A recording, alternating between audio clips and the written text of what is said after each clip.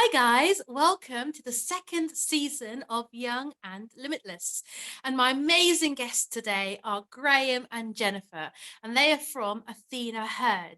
So a couple of weeks ago, over half term, I did some training with them.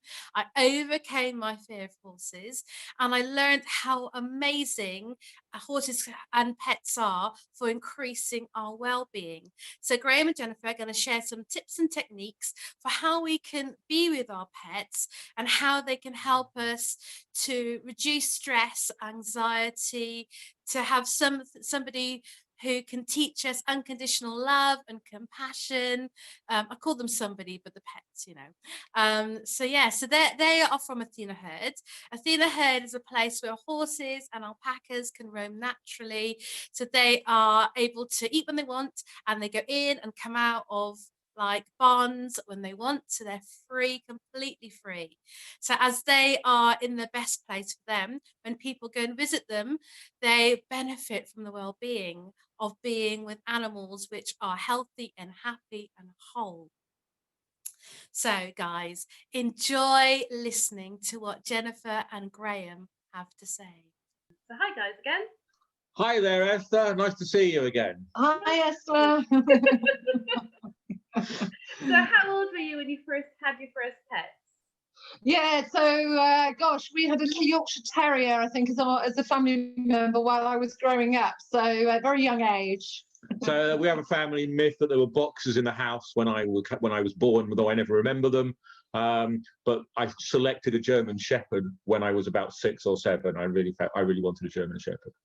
What did you call him or her? It was her, and she was called. My father named her because that's what happened in our house. And she was called Spry. Oh, so how long did you have her for? Oh. Sorry?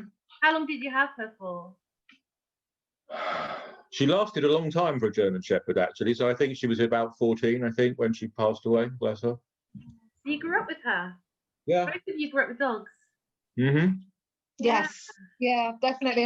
And in our we have a little boy, Thomas is 8, and we had dogs before he was born, so he's very much grown up with dogs, cats, and all of the other animals, pretty much since birth as well. So yeah, definitely very animal people, aren't we, Graeme? Definitely. So you started off loving animals as pets, and now you work. Tell us more about where you work. Yeah, go. Okay. So essentially, the home base is Jennifer's home as well, which is Athena Herd, which is just outside Paddock Wood, in Kent. And so basically, Jennifer will tell you about her horses in a second, but I work with her here, providing training for people who want to learn essentially the same skills and develop the skills that you experienced at Elysian a couple of weeks ago around equine facilitated learning.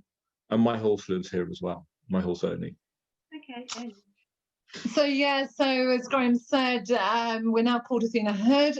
We've been at this property for around 6 years now, but our journey it has very much been a lifestyle journey. It was really driven by our animals. It's quite interesting because we had 2 cats and we lived in central London, and myself and my husband at that point decided that we wanted the best for our 2 cats. So we basically moved home every year with every animal addition, and that led to being here where we are now, when we started to acquire horses. So we got 2.5 horses, a half being a Falabella, which is a miniature horse from Argentina. And it was really tricky for us managing that work and lifestyle balance and looking after our animals, really. So that's why we moved here. We've got 17 acres, which is quite a decent size amount of land, and we just love being around the animals, and I'm sure we're going to get into that a little bit later. But what's really interesting is our journey has really been focused on the health and well-being of the animals, particularly the horses, which is really why we work quite a lot in the equine facilitated learning space. So you've mentioned cats and dogs and horses. So for the young people and their families listening, they probably They might have a horse, but they've probably got a cat and a dog, or a bird. Anything they can stroke, maybe not a fish. So how can you adapt what you taught me last couple of weeks ago, so they can benefit from being around their cat or their dog? Yeah. So I think the benefit of being around animals, first of all, comes simply. There are many fold, but I think that the easy way in is the non-judgmental relationship that goes on. Mm-hmm. So there are things that essentially interactively are permissible, if you like, between a human and an animal, that when the same thing comes to us from another human being, we tend to judge it, or we tend to take it personally, or we tend to feel a bit territorial about something. Whereas with an animal, we're much more relaxed about stuff. Animals give us an opportunity to reach out and care for something. So when we are looking after and when we are nurturing our pets, there's something about connecting with the best possible version of ourselves. There's a lot of compassion in that space with which you reach out to pets. So what the time we spend with our animals gives us is positive emotion. So I read somewhere that when you stroke a cat or dog or a horse, it can like lower your blood pressure and your stress hormones. And because you taught me how to hug a horse, and I was like, I was so scared of them. And I just thought, oh, as I relax, the horse relaxed, and then I relaxed more, and then I just call it horse sedation. It was just like I was so relaxed. So can you do that with cat? I mean, a big thing. So what actually happens? So one of the things that happens when we touch each other as human beings, from the moment that a mother touches her baby, it produces oxytocin in the mother, and it produces oxytocin in the baby. And it's that oxytocin which creates the bond. Otherwise, we'd be more defensive with each other, but that oxytocin reduces the conflict. This is why you feel that stress level reduce. Okay. When you stroke your pets, or when you go hug a horse or something like that. And so what happens is you get this natural lowering. The oxytocin will take stress hormones out of the body, so you get just a general relaxing and a calming of the body. And then, as I think we did with you, at Elysium, is that we really basically said, okay, actually just connect with the feeling. Don't think about the horse. What does it feel like? What does its fur feel like? What does its hair coat feel like? And just using touch is a simple way to connect, or to busy the mind, to stop it worrying about this giant horse. And then as you focus, you let go of some of that stress, some of that anxiety, and then as you actually touch, the natural reaction of touch kicks in as well. So it is a little bit like you described. First, you feel yourself calm down because you stop worrying, because you're thinking about what it feels like, and then you relax again because you get that oxytocin that comes from the touch and the bond of connection. Lovely, because unfortunately we're in the second lockdown. People can't touch. Young people can't. All their hugs and all the normal interactions. But a cat, a dog, a pet is just happy, and we can hug them as much as we want, and have that. Just you're right. It's not even thinking too much. It's it looks like nothing, doesn't it? It looks like the simplest act in the world, but it's so deep and powerful. If you're sitting at home in the evening and you're stroking your cat on your lap, you're not thinking about that meeting you've got to do tomorrow. You're not thinking about that essay you've got to get up early and write. You're just thinking about how nice it is to stroke the cat. Yeah. So with kids with special needs or mental health challenges, then stroking an animal is like a double benefit, like you said. So not only do you calm down, but you get the release of the nice oxytocin. So are there any other benefits? Yeah, I think the other one is what we all call the self-regulation. And obviously that is just really simply controlling one's behavior, emotions and thoughts. And then we sort of get into the realms of the emotional self-regulations. That helps us to just manage our stress, to manage our anxiety, And really that is quite important as well when we're thinking about our animals. And just, you know, really simplistically, I think when I talked about as a family, our lifestyle choice. My husband's from South Africa. He was in the South African Army, and myself, I work. You know, I've worked in London, quite stressful environments. So, you know, we almost didn't realise that our lifestyle choice, being around animals, was just really helping us as a family to self-regulate, to you know, to help bring us down sometimes from our stressful lives, our anxiety, our worries, and that's almost become a lifestyle choice for us as a family. So, you know, just having an immersion in animals, you know, just really helps with that. So I can see why it's so beneficial for some of the children, and particularly the children that you guys work with at Elysian. Yeah, so what's really nice is that you taught us to just wait for the animal to come to us. And I think that when you're at home, that often happens. In the cats and dogs, our pets know that when we are feeling stressed, anxious, or just, you know, we're not in the happiest state we could be, and they are very good at cuddling and nuzzling and like helping us to be in the moment. It's okay. Yeah, They're very intuitive, aren't they? Yeah. I mean, they're social. I think the thing that we forget is that our cats and our dogs are social animals, as are our horses, and they are used to company. Okay. You know, so particularly with something like a horse on its own is a horse threatened. Oh. You know, a big part of a horse's safety routine is what it gathers or what it gains from being as part of a herd. So it's really important. And so animals, we don't give animals the credit they deserve for their sentience and their awareness of where they are. Yeah, I think you're right, because so there's loads of studies where dogs have managed to pick up people's before they have an epileptic fit or heart attack and stuff like that. So yeah, we don't. So how can we value our animals some more then? How can we treat them, you know, in the best way? Yeah, I think it depends obviously on their environment, but really for me it's about making sure that their needs are met.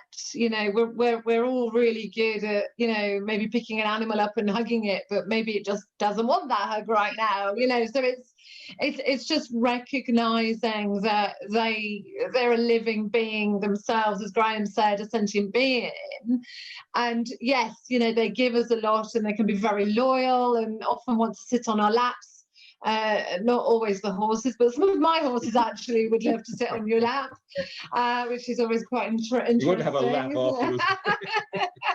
But it's just about recognizing their need for, you know, their need for food, their need for rest, their need for sleep. You know, and just really being respectful, I think, as well of their needs. I think for me that's the big takeaway. So how would you so when you were younger, like did you tell, because I think most people do this. I definitely did this, my sister did this. So we talked to our pets, they were our confidant, we told them everything in the world. So did you guys do the same? I'm sure that's why I wanted it. I'm sure that when I chose the dog that I had, it was certainly an aspiration to have a confidant. Yeah, I mean, I was an only child as well, so actually I really needed someone. I can't actually remember telling the dog anything, but I suspect I probably did. I suspect I probably did. The other good thing because when you're young, playing is really important, isn't it? You have to play with an animal and just having fun, just for fun's sake. And now you do that. Again, it's like we were saying, what happens when you're with your pet? And when you're with your pet is we engage with the best version of ourselves. It's that positive, it's that we're connecting with the social resources, the compassionate resources that we carry within us. And I think that's really important, because as people, particularly, you know, if we're brought up in a troubled environment or a challenging environment, we don't get that affection, we don't get that space without judgment, we don't get that compassion from others. So being able to share that with an animal helps us to gain some of the resources that we will, or access some of the resources that sometimes human contact doesn't afford us. So did you talk to your pets and your little Jennifer? I don't know, maybe it's a girl thing then. Oh, I'm sure I did. I talk to them quite a lot now, actually. I think one day I was talking to the horses and Graeme thought I was talking to him. No, I do talk to them, but actually it's more, rather than a confidant, I would say it's more of a sort of conversation. How are you doing? Yeah, you see, I think it's because there's a herd and there's how many now? 40, 15. 15 yeah. now. There's 15 now living together. Horses, Horses, this is, and when you're basically, obviously we have to clear, we have to clear up after them. You know what animals are like, bless them. So they're all living together. You're always having to walk around in between them with hay bales and or a poop scoop or whatever it is, and you do tend to just idly chat away to them in the same way that you would idly chat away to someone that you were working with. And as a family now, we have Malamutes. We had 5 dogs. We're down to 3.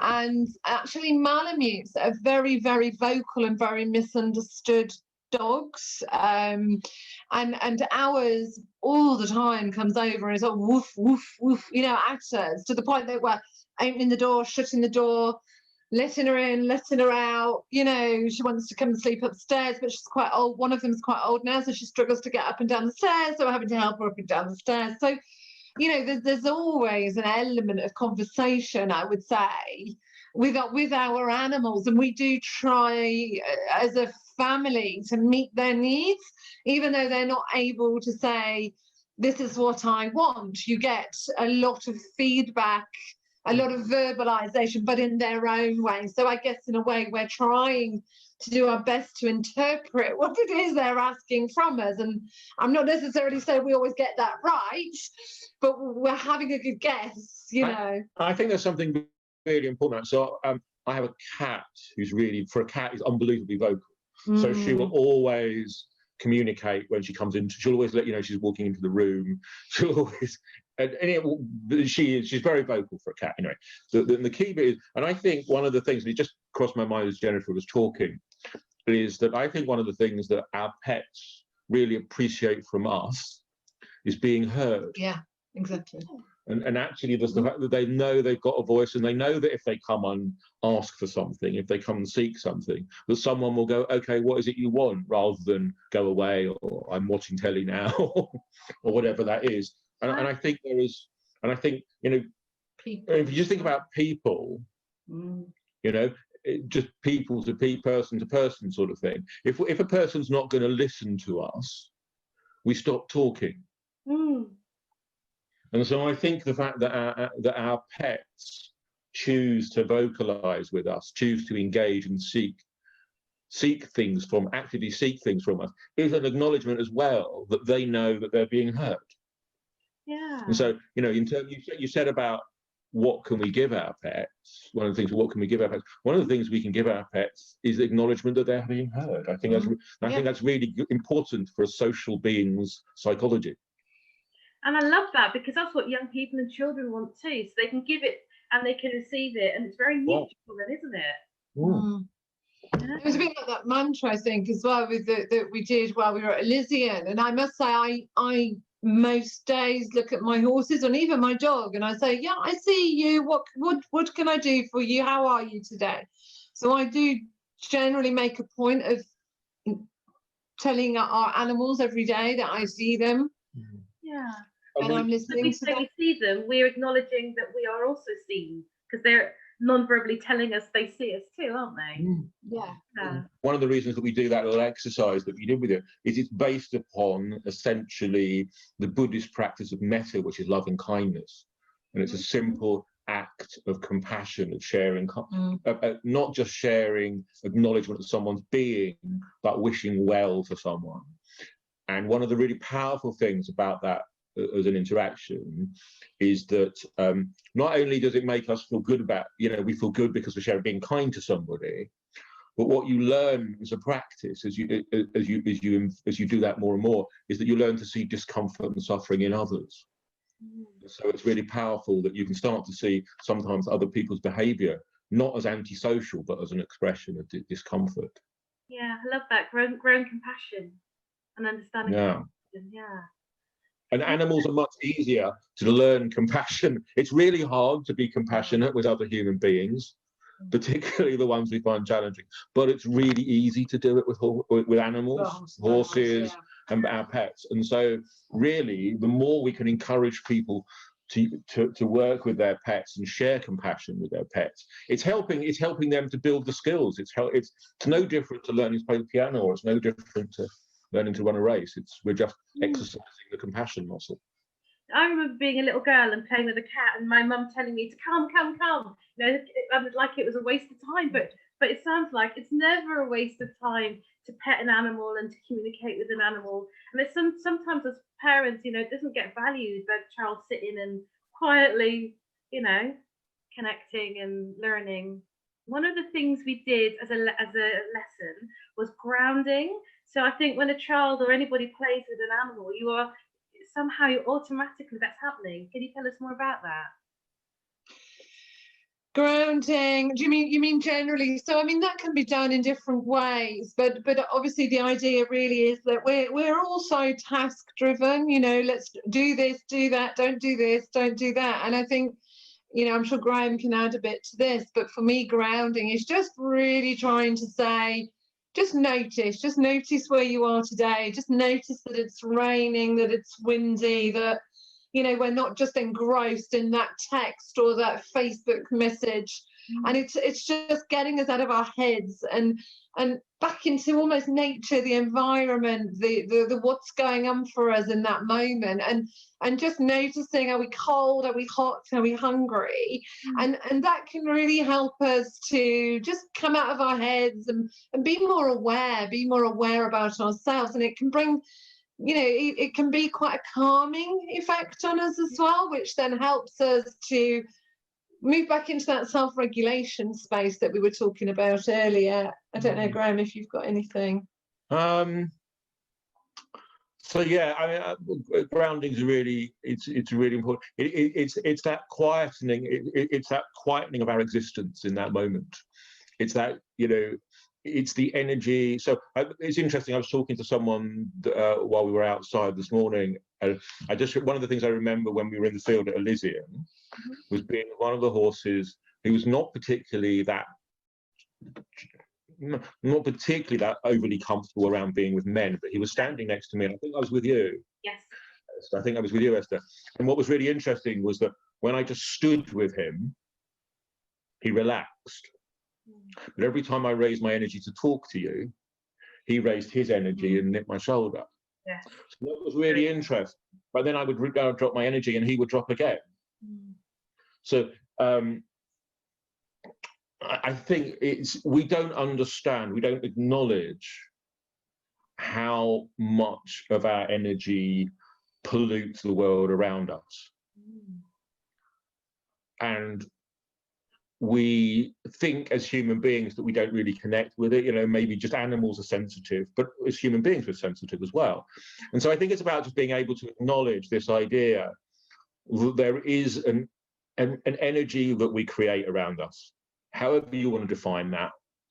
It's not about being woo-woo, it's not about being weird about that. But there is, we know that our emotional states are contagious. We know that empathy exists between people. We know we can drop or low our focus or our energy at given times. So I think it's just about recognizing, and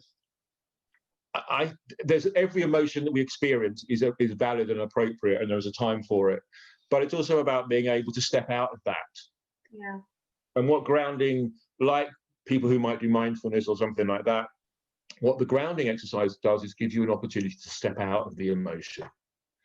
And that sometimes stepping out of the emotion is how we stop conflict happening, or how we stop things escalating. Yeah.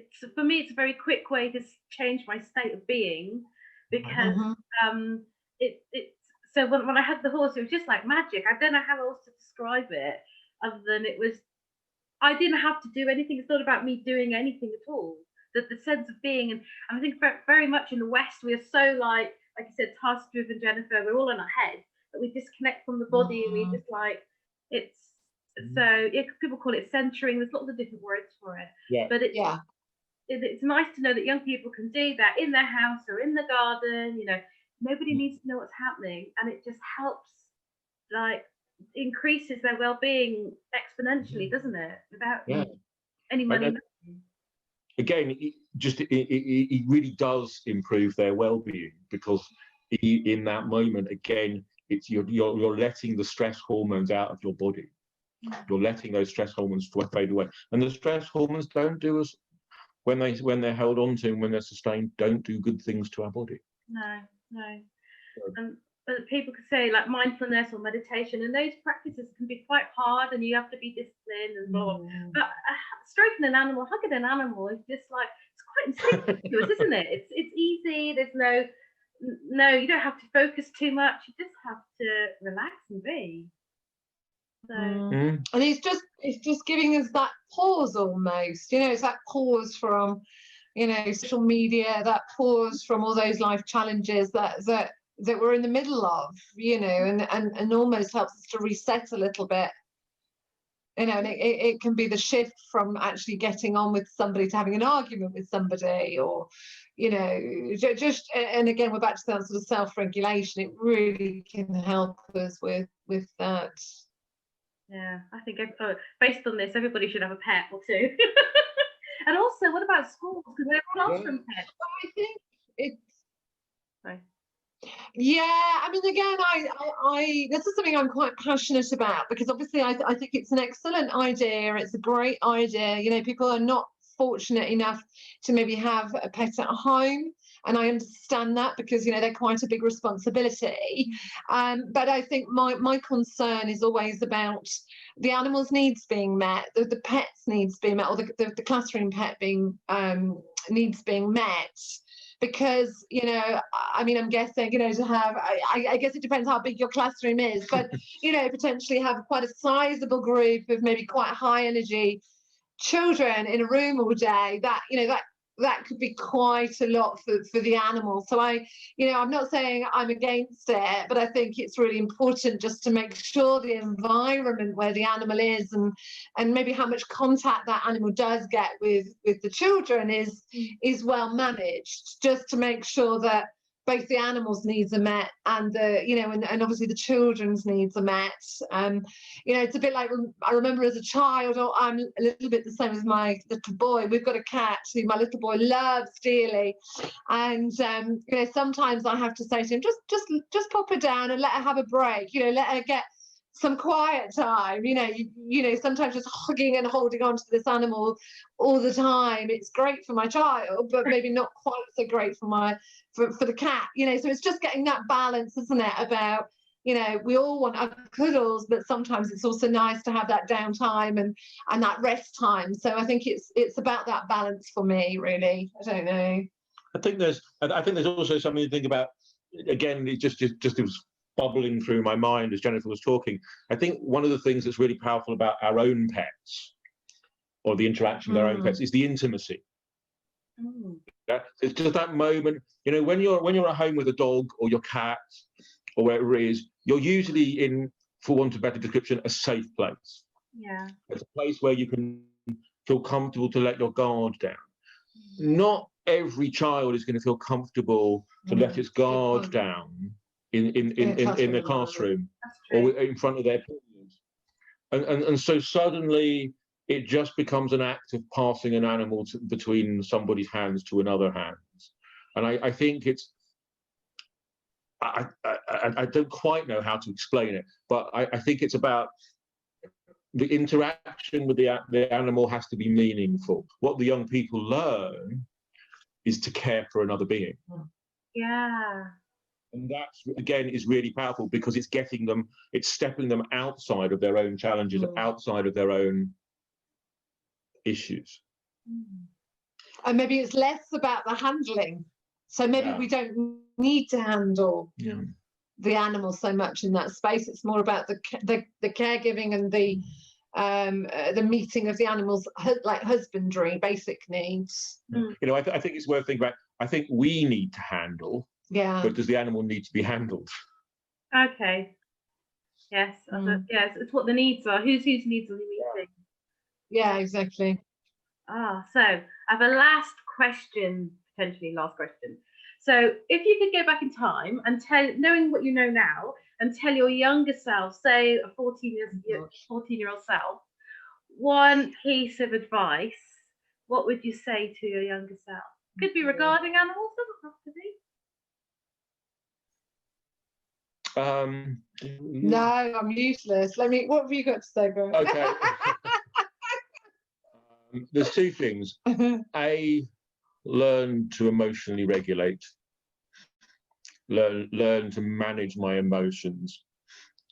And maybe what I really mean by that is manage my temper. Okay. But the other thing that I did want to say is trust my intuition. Big thing. Not taught that. Nowhere are we taught that. No, and I would reflect. I can reflect back on more years than I care to mention, and know where my intuition has given me some incredible insight. And in some cases I've gone with it. In some cases I've ignored it. Okay. So yeah. Yeah, I mean, I can probably echo that. Actually, I think the self-regulation is really important. I think it's really interesting, isn't it? Because my husband's quite low energy, and I'm actually very high energy, and actually he's brought a lot of self-regulation almost into my life, because you know, in the evenings I'd be like, oh, let's just paint this room, you know, and he's like, no. And so, you know, he's definitely helped me to lower my energy. And it's quite interesting. We always joke about this, don't we, Graeme? That nearly all my animals are high energy. I just brought another horse recently, and she's again very high energy. And so my animals teach me I have to lower my energy to get them to be, you know, calmer and more focused and less panicky about things. So I think self-regulation, I've definitely learned a lot over my lifetime, and the animals, particularly the horses, have really taught me that. Intuition, actually, I think I've always had a really good sense of intuition. I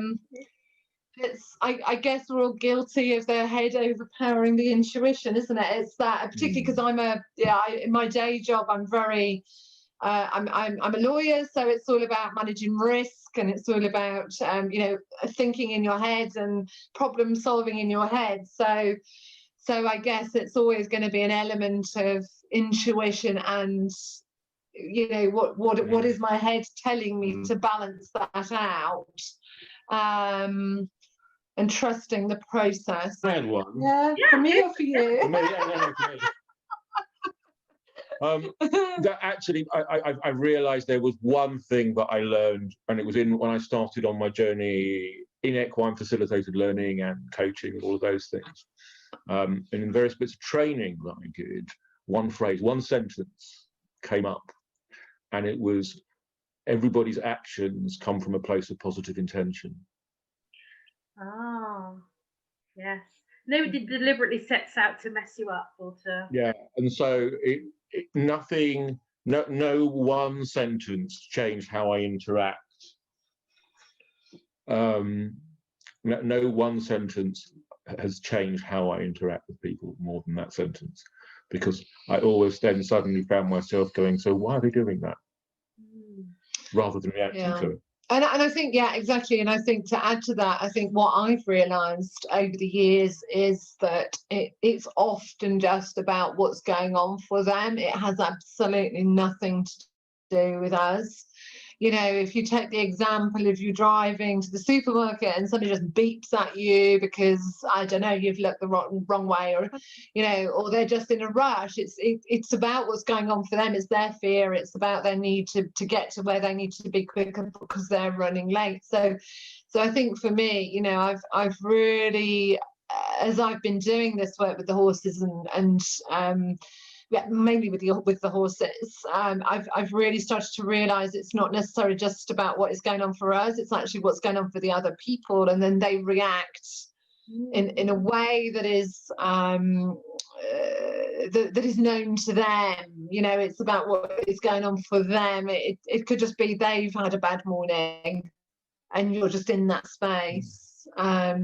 So I think I think definitely the work that we do with the animals in the, you know, the assisted learning space, that really helps us to start recognizing these things, which almost helps us to self-regulate better, because, you know, we know that it's not necessarily about something we've done. It could just be we've done something in the space that connects with what's going on for them at that moment in time. I was just conscious of, we haven't maybe really explained what equine facilitated learning is. I don't know if that would be really helpful, Esther, for your listeners, what that is. I don't know. Do you want to do that? Graeme can do it much more succinctly than myself. That's so all. Equine facilitated, let's just say equine facilitated interactions, and what that mean can be learning, as in sort of coaching-y type sort of things, personal development sort of things, but it can also mean direct therapy and therapeutic interventions and healing interventions. What that means is that we basically create a space. We create a space where there are horses alongside, or there are humans alongside horses. Sometimes they're just together and sharing that space. Sometimes they may be undertaking some sort of activity together. But what that interaction is all about is an experiential insight for the person who is, or the human being in that space, such that the human being gets to, in a comfortable way, find out something about themselves or learn something about themselves, but then more importantly, get in one way or another to model difference or model change.